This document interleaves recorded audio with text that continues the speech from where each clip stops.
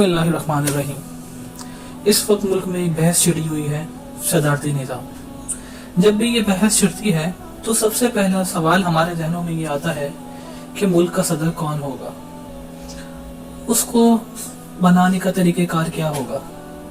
लेकिन मेरे ख्याल से जब आप एक दफ़ा ये तय कर लेते हैं कि मौजूदा पार्लिमानी निज़ाम पाकिस्तान की रियासत के साथ नहीं चल सकता, अब इस मुल्क में जो सियासी जमातें हैं वो सियासी जमातें नहीं हैं, वो माफियाज हैं, सियासी लुटेरे हैं, गद्दार हैं, और ये पूरे पाकिस्तान की रियासत को डुबो के रख देंगे। जितनी भी पाकिस्तान की सियासी जमातें हैं, आप किसी भी सियासी जमात का नाम ले लीजिए, चाहे वो मुस्लिम लीग नून हो, पीपल्स पार्टी हो या पीटीआई हो, ये उस वक्त तक पाकिस्तान की वफादार नजर आती हैं जब तक इनको इक़्तिदार हो, इनको इक़्तिदार मिलने की उम्मीद हो। जिस दिन उनको ये महसूस हुआ कि उनके हाथ से इक़्तिदार लिया जा रहा है और अब वो पाकिस्तान की सियासत में उनका कोई रोल नहीं है, तो नाऊज़ु बिल्लाह उसी दिन ये पाकिस्तान को तोड़ने की साजिश रचाएंगे। ये उसी दिन से पाकिस्तान खप्पे से पाकिस्तान ना खप्पे का नारा लगाएंगे। इनमें से कोई पाकिस्तान का वफादार नहीं है।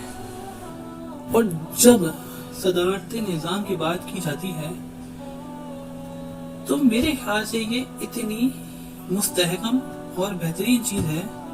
दुनिया का हर मुल्क अपनी ज़रूरत और अपनी तरक्की के हिसाब से अपने मुल्क का सियासी निज़ाम बनाता है। चीन के पास अपना है, फ्रांस के पास अपना है, इंग्लैंड के पास अपना है, अमेरिका के पास अपना है, ईरान के पास अपना है। किसी ने ये नहीं कहा कि दुनिया क्या कहेगी, हम जमहूरियत के रास्ते पर नहीं चलना चाहते, हम बादशाह चलाएं, जमहूरियत चलाएं, सदारती निज़ाम चलाएं, FATF क्या कहेगा।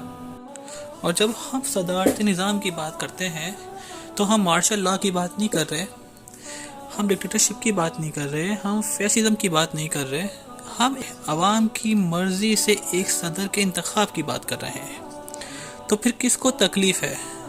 तकलीफ़ मैंने वही कहा, सिर्फ उसी को है, उन्हीं सियासी जमातों को है जिनका किरदार फिर उसमें ख़त्म हो जाता है।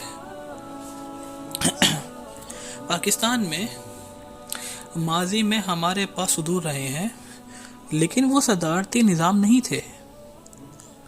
दो माशाअल्लाह बड़े सदर जो ज़्यादा ताकतवर गुजरे हैं, या तीन गुजरे हैं जिनको आप कहें, जनरल अय्यूब खान, जनरल ज़ियाउल हक मुशर्रफ, और सिविलियन सदर हमारे पास रहे हैं गुलाम इसहाक खान जैसे लोग।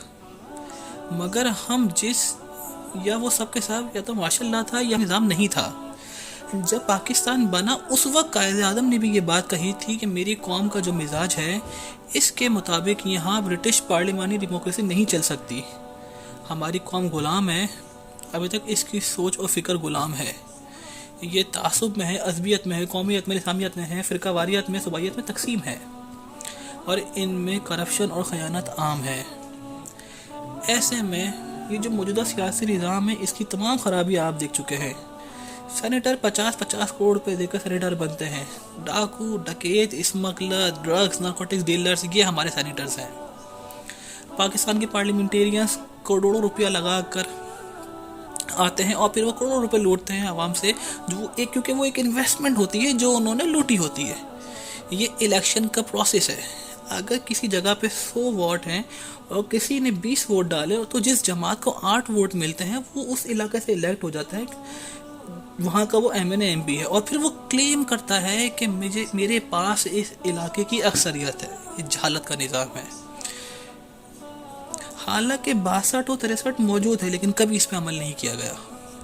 लिहाजा ये बात बिल्कुल तय हो चुकी है। हम देख चुके हैं जिस तरह करप्शन केसेस हमारे सरबराहान के ऊपर हैं। अब कोई ऑप्शन नहीं है हमारे पास। अब आपको पसंद आए या ना पसंद आए, पाकिस्तान को अब एक नया सियासी निज़ाम चाहिए।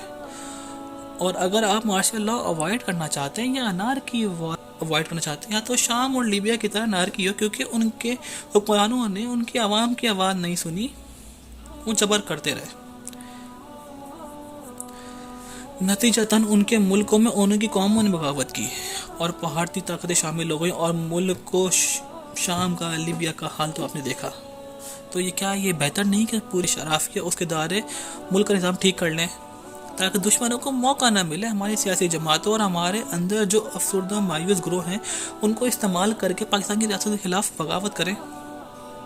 جب ہم بات کرتے ہیں ملک میں صدر کے انتخاب کی، تو آپ کو ان ساری خرابیوں کا سدباب کرنا ہے جو پاکستان کی پارلیمنٹری ڈیموکریسی میں ہے۔ ہماری سیاسی جماعتیں اقتدار غیر ملکی طاقتوں سے فنڈ لیتی ہیں، غیر ملکی طاقتوں سے نیگوشیٹ کرتی ہیں، امریکہ جاتی ہیں، لندن جاتی ہیں، ہمیں اقتدار میں لے کر آؤ، ہم تمہارے مفادات کا تحفظ کریں گے۔ نواز شریف انڈیا سے رابطے کرتا ہے، زرداری امریکہ سے رابطے کرتا ہے، اور یہ سب ان کی مدد سے ہے۔ غیر ملکیوں کی طاقت سے ہی آپ اقتدار میں آتے ہیں۔ تو آپ نے جو صدارتی نظام بنانا ہے اس کا طریقہ کار ہی کچھ ایسا ہوگا، آپ وہ تمام دروازے بند کر دیں کہ غیر ملکی طاقتیں روپیہ یا پیسہ یا قومیت یا لسانیت یا برادری یا قومیت انفلوئنس کر سکیں ملک کے صدر کے انتخاب میں۔ ناپاک اور پلید اور جاہل ترین لوگ صرف اس لیے کہ سیاسی جماعت کے ممبر ہوتے ہیں ملک کے گورنر وزیران لگائے جاتے ہیں، ملک کے سینیٹرز بنتے ہیں، ایم این ایز بنتے ہیں، ایم ای ایس بنتے ہیں، سینٹ کمیٹی کے چیئرمین بنتے ہیں، پاکستان کے نیشنل پالیسیز بنانے کے ذمہ دار ہوتے ہیں، جو انگوٹھا چھاپ جاہل ہوتے ہیں، غدار ہوتے ہیں، خائن ہوتے ہیں، کیونکہ سو کالڈ ڈیموکریسی پالیسی یہی ہے جو کہ پولیٹیکل پارٹی کے ممبر ہیں۔ لہٰذا کل کوئی حجام تھا تو آج وہ نیشنل اسمبلی کا ممبر بن کے بیٹھا ہوا ہے، اور لاکھوں کروڑ روپے بنا کے ہمارے ملک کے لوگوں کے ٹیکس کا پیسہ چوری کر کے آج وہ اس مقام پہ بیٹھ کے ہماری ہی حکمرانی کر رہا ہوتا ہے۔ ہمیں لہٰذا صدارتی نظام کے لیے آواز اٹھانی چاہیے، اور صدارتی نظام کے ذریعے ہی اس ملک کی ترقی لکھی ہوئی ہے۔